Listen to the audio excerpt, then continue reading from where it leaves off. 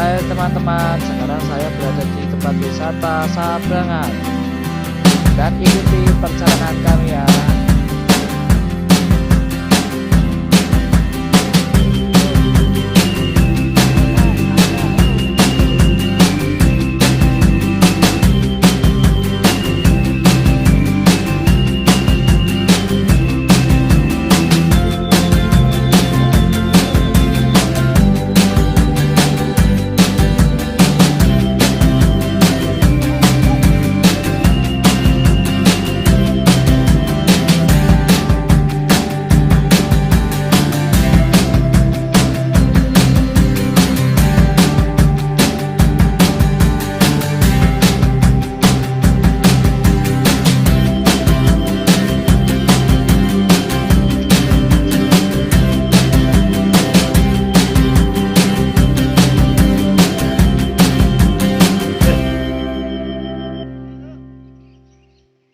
Yo, dari kono.